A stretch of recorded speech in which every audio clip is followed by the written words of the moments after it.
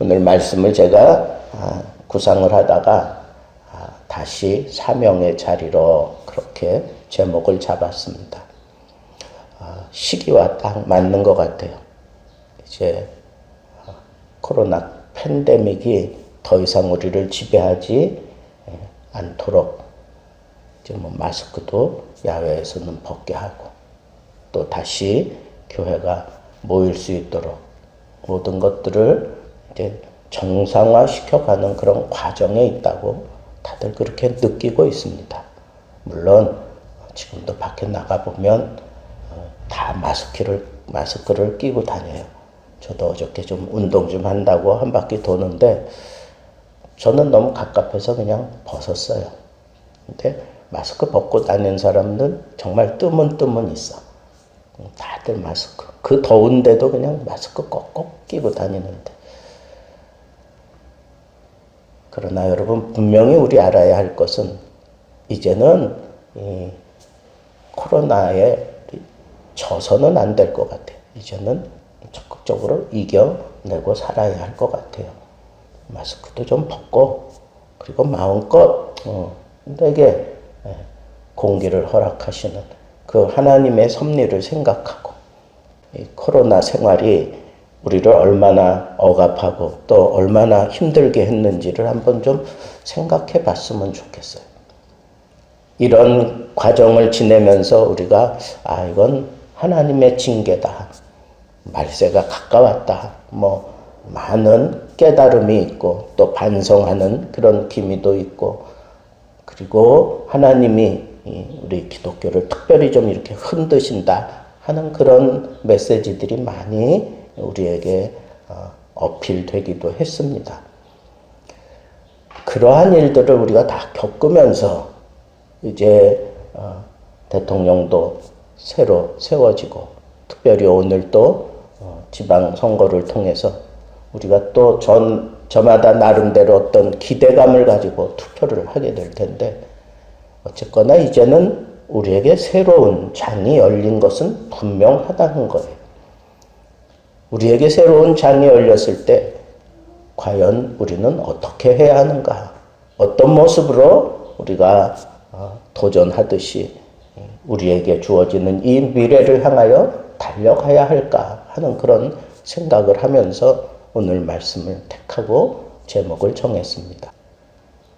아합의 또 이세벨의 선지자들과 850대 1로 싸워서 이긴 엘리야가 갑자기 쫄장부가 되어가지고 도망갑니다.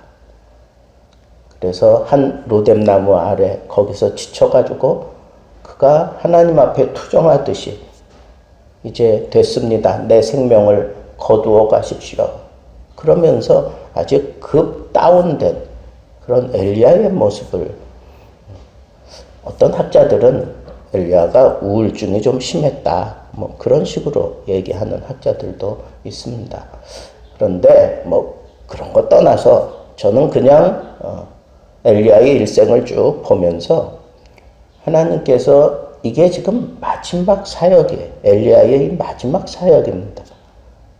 하나님께서는 하나님의 사람, 선지자로 세운 하나님의 사람을 하나님께서는 끝까지 그 선지자의 사명을 다하게 하신다라고 하는 그런 큰 깨달음을 먼저 얻었습니다. 여러분 어떻게 생각하세요?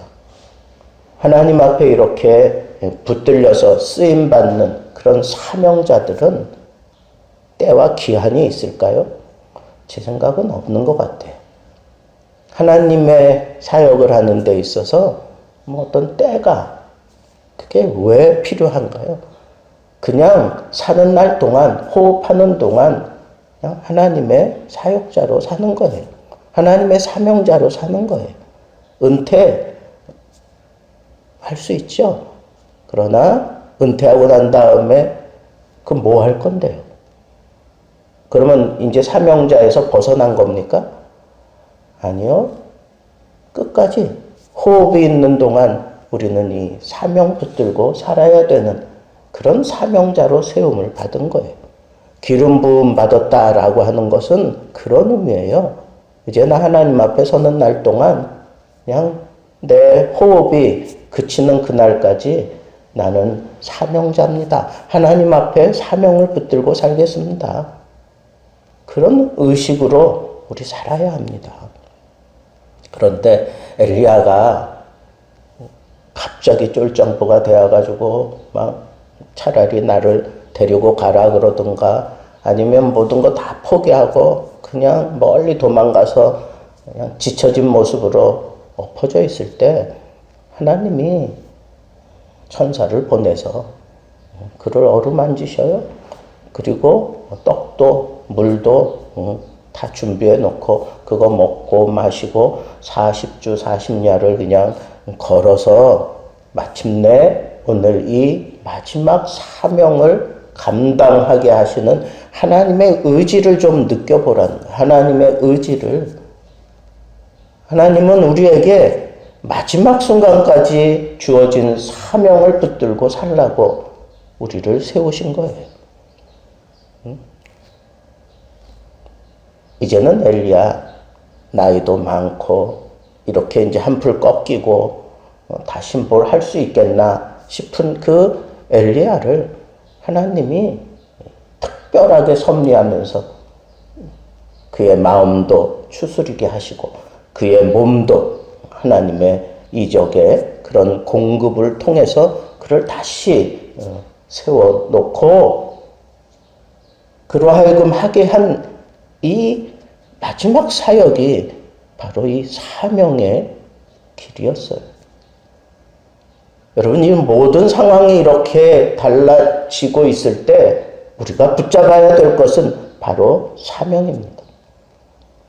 저는 이 말씀이 자기 뒤를 이어서 하나님의 선지자의 그런 일을 엘리사에게 그렇게 맡기고 이제 떠나게 되잖아요. 그런데 엘리사를 찾아가는 장면이 여기 나와요. 엘리야는 어떤 마음이었을까? 예수님 마음이 아니었을까? 예수님이 십자가에서 죽으시고 그리고 사흘 만에 부활하시고 그리고 40일을 그렇게 많은 제자들을 찾아다니면서 그렇게 사역하시고 이제 승천하시기 전에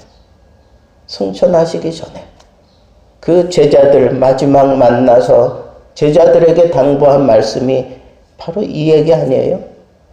너희들 나를 따라다니며 그렇게 헌신하며 붙잡았던 그 사명, 너희는 가서 모든 족속으로 제자를 삼아 아버지 아들과 성령의 이름으로 세례를 주고 내가 너희에게 분부한 모든 것을 가르쳐 지키게 하라. 예수님도 지상에 계시는 동안 마지막까지 사명을 붙들고 사셨어요.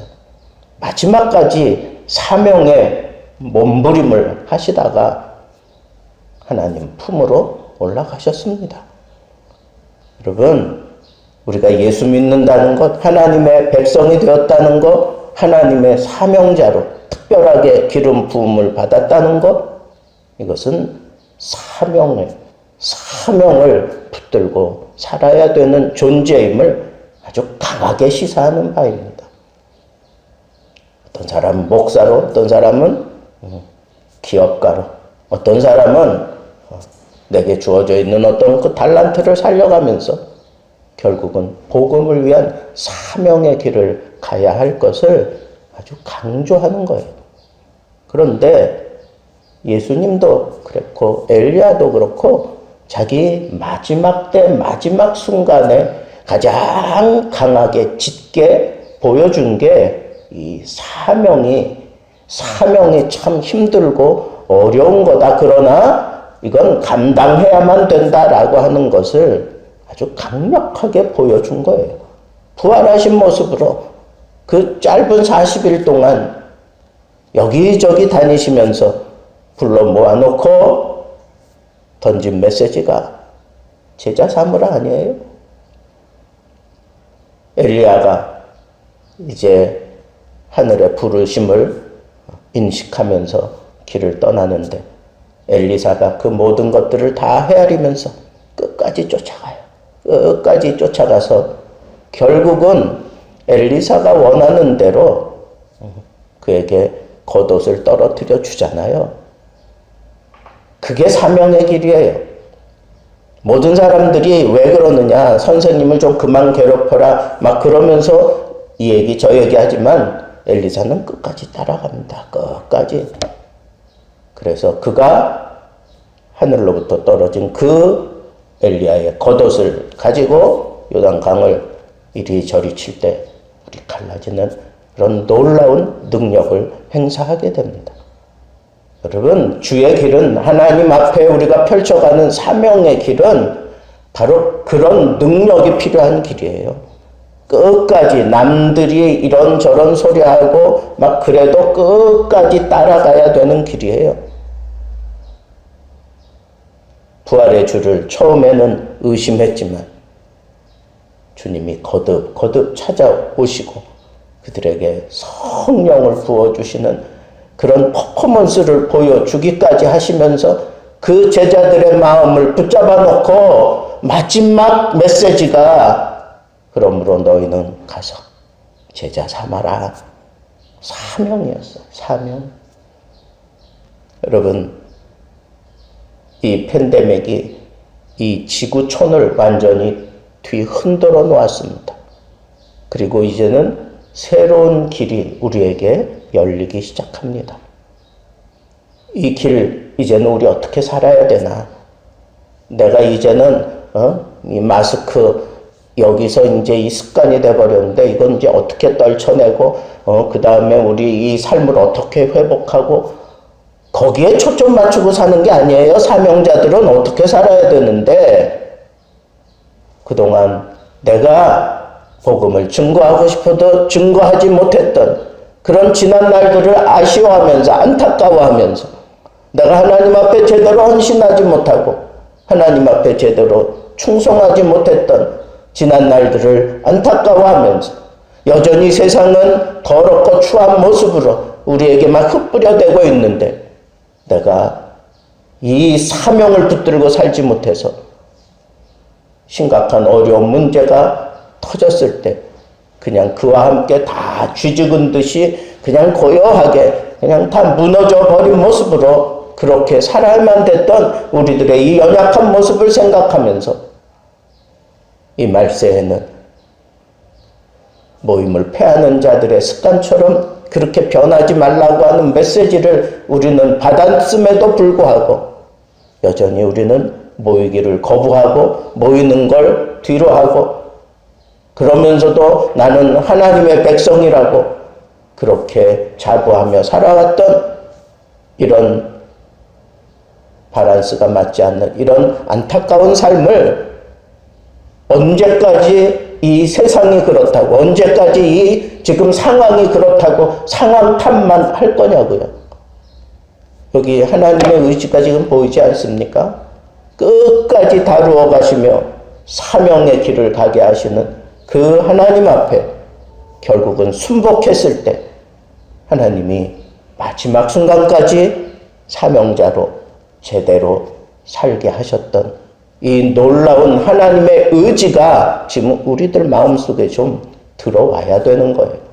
이 상황이 지금 어떻게 변화될지 어떻게 풀려져 갈지 이전에 우리 기독교를 조금 억압하고 그렇게 힘들게 했던 그런 상황이 또 우리에게 벌어지지 말라는 그런 법 없습니다. 조금 틈이 생겼다고 여러분 그냥 막 좋아만 해서는 안 돼요. 그리고 그냥 어떻게 해야 될 바를 모르고 있어서도 안 됩니다. 이 시점에 우리가 붙잡아야 될 것은 사명입니다. 사명을 붙잡아야 돼요.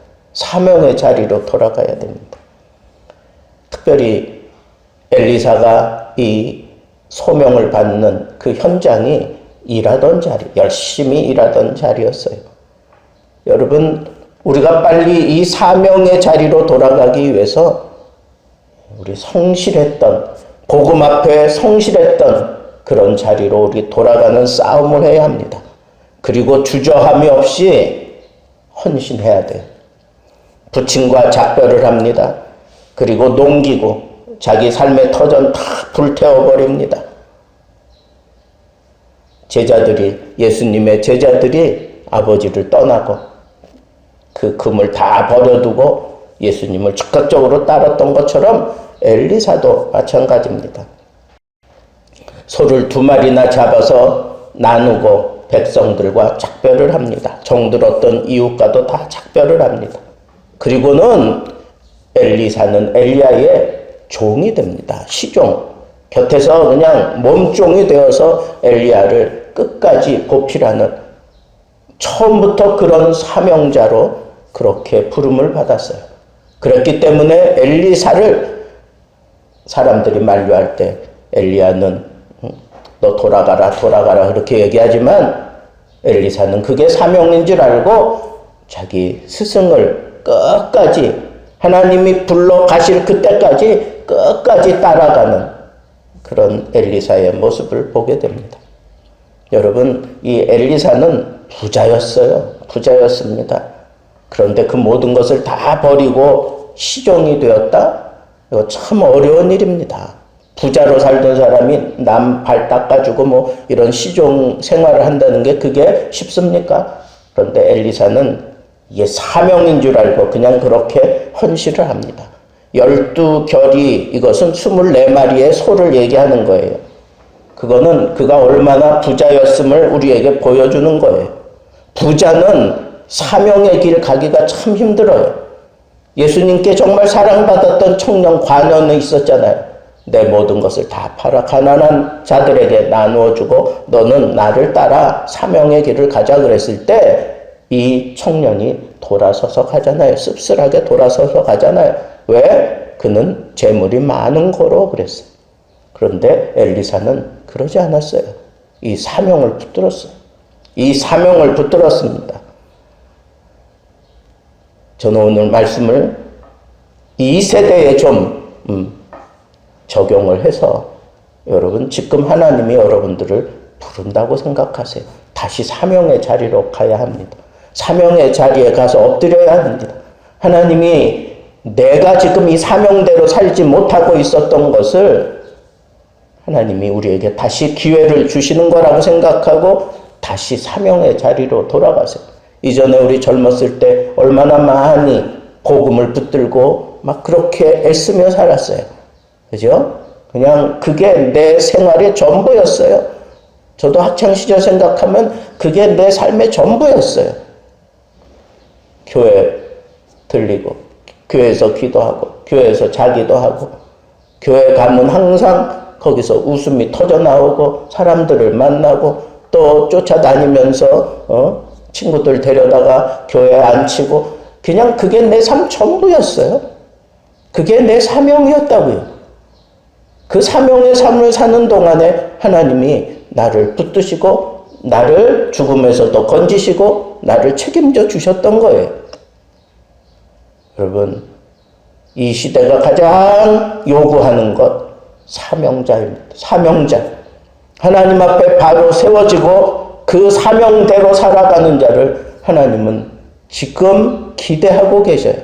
이를 위해서 하나님께서 끝까지 놓지 않고 포기했던, 그냥 나 모릅니다, 나 될 대로 되라, 이제 죽어도 좋습니다 그러는 엘리야를 끝까지 엎어져 자고 있는 그를 흔들어 깨워가면서 끝까지 일으켜 세우고 마침내 사명의 길을 가게 하신 이 하나님의 의지 앞에 오늘 우리가 부름받았다고 하는 이 사실을 마음에 명심하시고 6월 한 달 동안 여러분들이 이 사명대로 살면서 하나님을 영화롭게 할 수 있는 복된 사명자들 되기를 우리 주님의 이름으로 축복합니다.